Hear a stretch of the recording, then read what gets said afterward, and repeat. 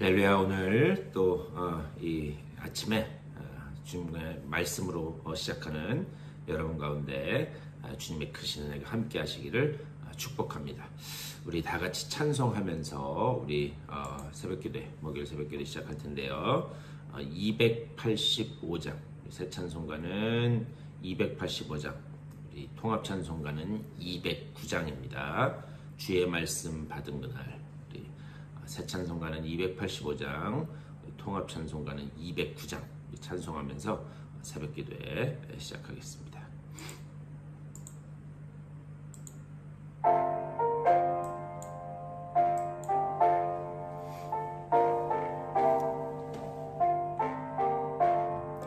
주의 말씀 받은 그날 참 기쁘고 복되도다.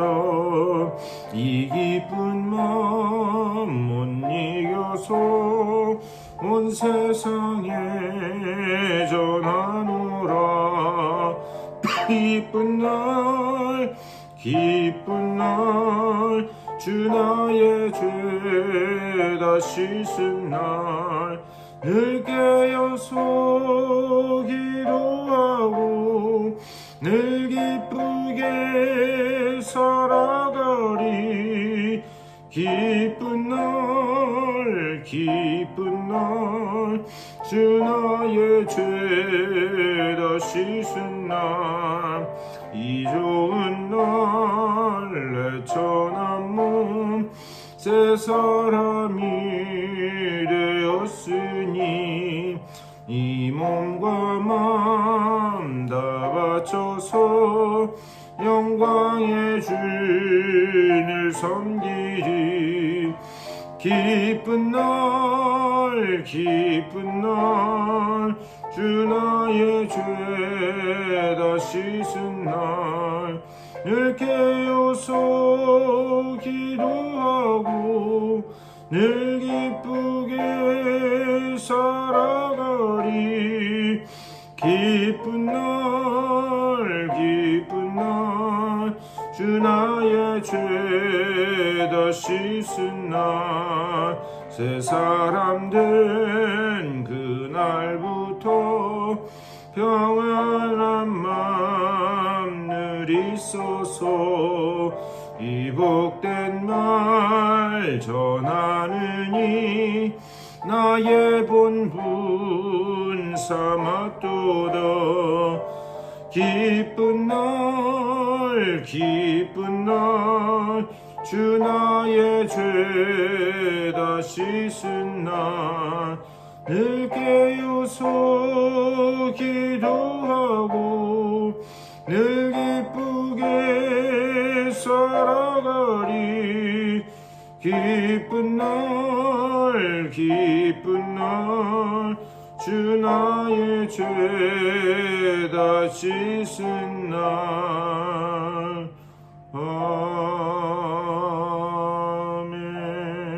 아멘. 다 같이 기도하시겠습니다. 주님의 은혜를 감사드립니다.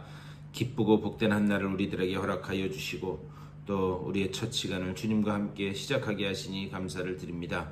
아버지여, 주님의 말씀이 늘 깨달아지게 하여 주시고 또 그 주님의 말씀에 온전히 붙들린 주의 자녀들 다 되어서 하나님께서 인도하시는 대로 나아가는 우리의 삶이 될 수 있도록 인도하여 주시옵소서. 오늘 이 아침에도 말씀을 나눌 때에 말씀 가운데서 주님의 뜻이 깨달아지게 하여 주시고 또한 말씀이 들려지고 깨달아져 말씀 붙잡고 또 오늘 하루를 힘차게 살아가는 그런 복된 시간 될 수 있도록 주여 인도하여 주시옵소서. 감사하고 우리 주 예수 그리스도의 이름으로 간절히 기도드리옵나이다. 아멘.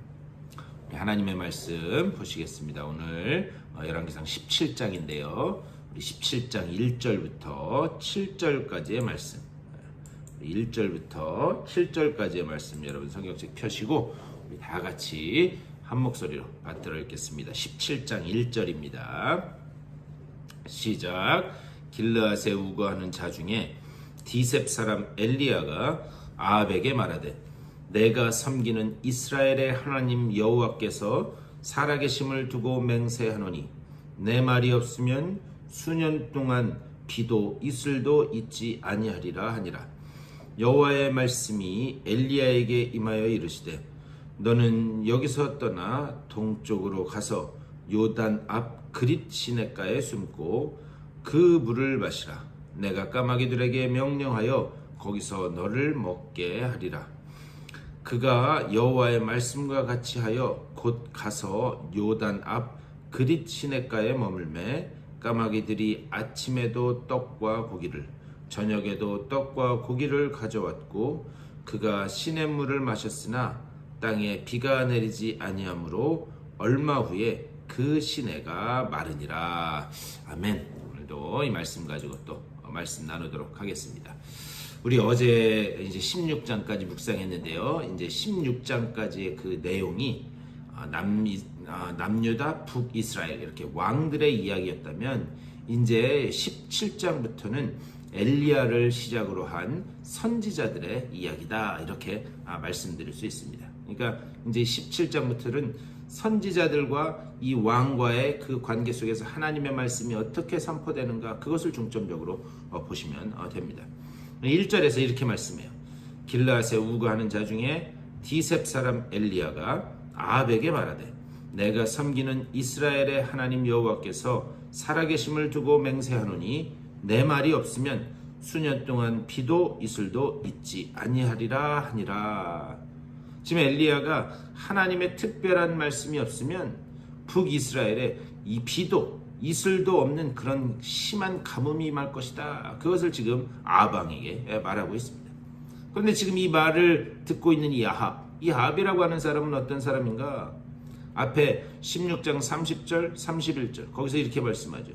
오므리의 아들 아합이 그의 이전의 모든 사람보다 여호와 보시기에 악을 더욱 행하여 느바스의 아들 여로보암의 죄를 따라 행하는 것을 오히려 가볍게 여기며 시돈 사람의 왕 엣바알의 딸 이세벨을 아내로 삼고 가서 바알을 섬겨 예배하고. 이 아합은 어떤 사람이었는가? 시돈 왕 엣바알. 이 시돈은 왕과 이 바알 선지자 제사장이 하나의, 그러니까 왕이 곧 제사장이었어요. 근데 그 딸 이세벨과 결혼했다는 거예요. 그런데 이렇게 이 시돈 왕의 딸 이세벨과 결혼한 데는 정치적인 이유가 있었습니다. 제가 어제도 말씀드렸지만 아합 때에 여리고 성을 다시 재건을 합니다. 그런데 여호수아는 이미 그 여리고 성을 정복한 후에 어떻게 하는가? 이 여리고 성을 다시 재건하는 사람은 그 기초 털을 닦을 때에 맏아들이 죽고 그리고 그 마지막 성문을 다룰 때에 막내 아들이 죽을 것이다 라고 그렇게 예언을 합니다. 그런데 이 하나님의 말씀이 무시되던 이때 어떻게 되는가? 아합이 하나님께서 여호수아를 통해서 주셨던 그 말씀을 무시하고 이 여리고성을 다시 재건합니다. 그러니까 이 아합 왕 때 얼마나 하나님의 말씀이 덮여 있었고 얼마나 그 하나님의 말씀이 부재했었는가를 이렇게 볼 수 있어요. 그런데 아합은 이세벨과 결혼했다는 거죠. 근데 그녀는 그 엣바알 바알 제사장 왕이면서 제사장인 사람의 딸과 결혼을 했다는 거죠. 왜 그랬는가? 당시의 바알, 이 바알 신은 사람들이 어떻게 생각했는가? 비와 구름을 몰고 다니는 신, 비와 구름을 주관하는 신이다. 당시 사람들은 그렇게 믿었습니다. 그래서 이 바알이 진노를 하면 비가 내리지 않는다. 그렇게 생각했어요.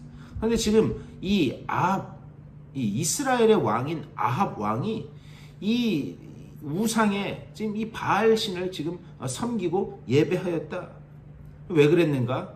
이것은 정권을 유지하기 위함이었어요. 당시에 얼마나 이 우상 숭배가 만연해 있었는지 우리에게 비를 주는 것은 바알 신이다. 그러니까 그 정권을 유지하고 그리고 또 그것을 가지고 나라를 통치하기 위해서 지금 이 우상의 그 제사장의 딸과 결혼했다라고 하는 그런 얘기. 그의 신앙관이 그의 어떤 통치 철학이 무엇인지 그것을 우리는 볼 수 있습니다. 그런데 지금 엘리야가 그런 아합 왕에게 하나님의 말씀을 전하는 거예요.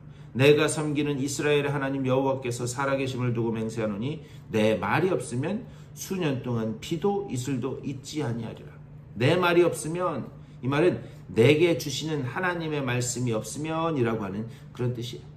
그러니까 지금 엘리야는 목숨을 걸고 그리고 지금 이 아합 왕에게 이야기를 하고 있습니다.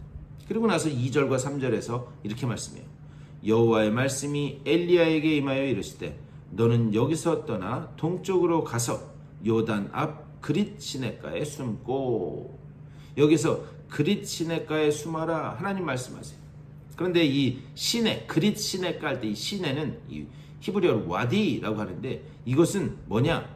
하늘에서 내리는 그 비의 양에 따라서 물이 흐르기도 하고 그리고 물이 마르기도 하는. 그러니까 하늘에서 비가 내리지 않으면 그냥 마른 계곡이고 하늘에서 비가 내리면 이렇게 물이 흐르는 시냇가가 되는 그런 곳을 이 와디라고 합니다. 그런데 이 물의 근원이 어디 있는가? 요단강 건너편이라고 얘기하지만 요단강에서 그 물이 흐르는 것도 아니고 오직 하늘에서 하나님이 비를 내리셔야만, 그래야지만 이 물이 흐르는 그런 곳이에요. 무슨 말인가? 하나님이 이 예언자를, 이 선지자를 그쪽으로 숨기시면서 하나님이 상징적으로 이스라엘 백성들에게 이런 모든 것들을 보여주시는 거예요. 그 시대에 얼마나 하나님의 말씀이 덮여 있었는지 그것을 보여주기 위해서. 무슨 말이냐? 지금 말씀이 덮여진 시대에 하나님의 말씀은 오직 엘리야에게만 임하고 있습니다. 말씀이 덮여진 시대에 하나님의 말씀은 엘리야에게만 지금 임하고 있는데 그를 하나님이 숨겨버리시는 거예요. 그러니까 아예 말씀을 덮어버리시는 거예요. 그래서 숨기신 곳이 어딘가? 오직 하나님이 하늘에서 내리시는 그 비가 올 때만 시냇가가 되는 그릿 시냇가, 거기에 지금 숨기신다. 다음으로 4절에서 이렇게 말씀해요. 그 시냇물을 마시라. 내가 까마귀들에게 명령하여 거기서 너를 먹이게 하리라. 그런데 레위기 율법을 보면 까마귀는 부정한 그런 새로 나옵니다. 여러 가지 종류의 새가 나오는데 이 레위기 율법에 보면은 거기서는 특별히 부정한 종류로 기록되어 있어요. 그런데 하나님이 이 부정한 짐승을 통해서 음식을 먹이겠다? 과연 하나님이 왜 그러시는가? 왜 부정한 것으로 먹이시는가? 이 사건 후에 엘리야가 어디로 가는지 여러분 아십니까? 9절에서 이렇게 말씀해요. 너는 일어나 시돈에 속한 사르밧으로 가서 거기 머물라. 내가 그곳 과부에게 명령하여 내게 음식을 주게 하였느니라. 지금 시돈은 이방 땅이에요. 그 이방 땅 사르밧이라고 하는 곳에 사는 과부에게로 엘리야를 지금 보내시는 거예요. 당시 유대인들이 부정하다고 여겼던 그런 이방인, 더군다나 사회적으로 완전히 소외된 과부, 그에 의해서 하나님의 사람이 먹게 된다. 하나님이 왜 엘리야를 이방 땅으로 보내셨는가? 이거는 신약 시대에도 마찬가지예요. 예수님이 아무리 그 십자가의 표적을 전해도 예수님을 따르던 무리들이 하나님 예수님에 관해서 계속 복음을 전해도 그들이 듣지 않고 깨닫지 못하니까 결국 그 복음이 어디로 넘어가게 되는가? 이방 땅으로 넘어가게 됩니다. 우리도 사도행전에 보면 이 베드로가 이 피장이 시몬의 집에 있다가 하루는 이 환상을 보게 됩니다. 그런데 하늘에서 보자기가 내려와요. 하늘에서 보자기가 내려오는데 그 안에 온갖 부정한 짐승들이 다 들어있었습니다. 그리고 하늘에서부터 음성이 들립니다. 이 짐승을 먹으라. 그때 베드로가 그렇게 대답하죠. 이 부정한 것들을 저는 먹을 수 없습니다. 그렇게 대답하자 하늘에서 다시 음성이 들려요. 무엇이었는가? 내가 정하다는 것을 네가 부정하다 할 수 없느냐. 아니, 하나님이 내가 정하다고 했는데 왜 네가 부정하다고 하느냐? 그 환상을 보여주십니다. 그리고 그 환상이 끝나자마자 이방인 고넬료라고 하는 사람의 집에서 이 베드로를 청하는 사람이 오게 됩니다. 그리고 그 고넬료의 집에 가서 이방 사람들도 복음을 받아들이는구나. 이방인들에게도 성령이 임하는구나. 베드로는 그것을 목격하게 됩니다. 지금 이 이야기, 이 24절 말씀, 이 24절, 이것은요, 이 신약 때에만 벌어졌던 일들이 아니라는 거예요. 이미 하나님은 구약 시대에도 이방인을 위해서 구원의 문을 열어놓으셨다라는 것을 볼 수 있습니다. 오늘 24절, 27장 24절 보면 이렇게 기록되어 있어요. 여인이 엘리야에게 이르되 내가 이제야 당신은 하나님의 사람이요 당신의 입에 있는 여호와의 말씀이 진실한 줄 아노라 하니라. 지금 이 고백을 누가 하고 있는가? 이방 땅, 특별히 우상 숭배가 만연해 있는 우상의 본거지, 이 우상의 본거지인 그곳에 살고 있는 한 과부에 의해서 엘리야의 입에 들려진 말씀이 믿고, 그리고 진실로 하나님의 말씀이었다. 이 고백이 지금 이방인을 통해서 고백되고 있는 거예요. 그런데 거기에 반해서 지금 하나님의 그 말씀을 따라야 할 이스라엘 사람들, 이스라엘 백성은 지금 누구를 숭배하고 있는가? 지금 바알 숭배에 빠져 있습니다. 그러니까 하나님의 구원의 아이러니가 이렇게 있다라고 하는 것을 이렇게 지금 설명하고 있는 거예요. 근데 1절에서 말씀하는 하나님의 말씀, 그것이 이방 땅에서 과부에 의해서 우상숭배 본산지인 그 우상숭배 현장에서 지금 고백되고 있다. 우리가 따라가야 할 것은 무엇인가? 우리가 있는 장소와 우리가 지금 가지고 있는 배경, 그런 것이 중요한 것이 아니라 우리가 따라가야 할 것은 오직 하나님의 말씀밖에 없는 줄 믿습니다. 아모스 8장 11절에서도 이렇게 말씀해요. 주 여호와의 말씀이니라. 보라, 날이 이를지라. 내가 기근을 땅에 보내리니 양식이 없어 주림이 아니며 물이 없어 갈함이 아니요 여호와의 말씀을 듣지 못한 기갈이라. 지금 여기서 무슨 기갈이라고 말씀하는가? 여호와의 말씀을 듣지 못한 기갈이라. 오늘 이 17장 말씀을 통해서 하나님이 우리에게 하시는 것은 무엇인가? 내 출신이 중요한 것도 아니고 내 배경이 중요한 것도 아니고 내가 어디에 있든지 하나님의 말씀을 따라갈 때에 하나님은 그곳에서 영원히 목마르지 않는, 영원히 허기지지 않는 그 생명의 말씀으로 채워주시는 줄 믿습니다. 오늘도 말씀을 생각하면서 기도하실 때 하나님, 다른 것을 따라가지 않게 하여 주시고 오직 하나님의 말씀만 따라가게 하여 주시고 그 안에서 우리의 영혼에 채워지는 놀라운 그 은혜의 생명수를, 영원히 목마르지 않는 은혜의 생명수를 맛보는 우리가 되게 하여 주시옵소서. 이렇게 기도하심으로 오늘 하루도 말씀 가운데서 승리하시는 여러분의 삶 되시기를 간절히 축원합니다. 우리 다 같이 말씀을 생각하면서 우리 기도하실 텐데 여러분들의 개인적인 기도의 제목도 그렇고 주변의 아픈 분들을 위해서, 교회를 위해서 우리 기도하시고 삶의 자리로 돌아가시도록 하겠습니다. 우리 다 같이 기도하겠습니다. 우리 주님의 크신 사랑과 은혜를 감사드립니다. 아버지, 오늘 이 아침에도 주님의 말씀으로 아버지 우리들을 깨워주시고 다시 한번 하나님의 뜻이 어디 있는지를 생각해 하시니 감사를 드립니다. 아버지, 세상 다른 것 따라가지 않게 하여 주시고 오직 주님의 말씀만을 따라가는 우리 모두가 될 수 있도록 주여 인도하여 주시옵소서. 말씀 앞으로 아버지여 주님의 그 은혜의 보좌 앞으로 나아가는 우리가 되기를 원하오니 주의 말씀으로 우리를 인도하여 주시고 말씀이 깨달아지고 열려지는, 아버지여 덮여있던 말씀이 열려지는 귀한 역사가 나타날 수 있도록 주의 아버지 저와 주의 좀 인도하여 주시옵소서. 아버지여 그 덮여진 말씀이 아버지 정말 우리 교회를 통하여 열려지길 원하오니 아버지 우리 교회에 하나님의 말씀이 늘 살아있고 하나님의 말씀이 열려지는 귀한 역사가 나타나게 하여 주시고 주의 전에 아버지 우리는 아버지 정말 우리 모든 성도들 아버지 정말 주의 말씀이 열려진 상태로 아버지 정말 하나님의 말씀을 열어서 전하는 일에 온전히 쓰임받는 못된 게 될 수 있도록 인도하여 주시옵소서. 제 질병으로 고통 가운데 있는 아버지와 지체들이 있습니다. 주님 한 분 한 분 주님 찾아가시고 치유의 감사를 비춰주시사 하나님이 치유하시고 회복케 하시는 귀한 역사가 나타나게 하시고 아버지 그들의 힘을 얻고 주님 앞에 나아가 하나님 앞에 예배하는 아버지 그들의 삶이 될 수 있도록 인도하여 주시옵소서. 오늘 하루도 말씀과 기도로 시작하는 주님의 귀한 백성들 한 분 한 분 찾아가시고 주님 위로하시고 용기 주시고 하나님 주의 성령의 능력으로 채워주셔서 오늘도 아버지여 저들의 삶 가운데 오직 성령의 역사만 나타나 말씀 붙잡고 승리하는 그들의 삶이 될 수 있도록 주여 붙잡아 주시고 좀 인도하여 주시옵소서.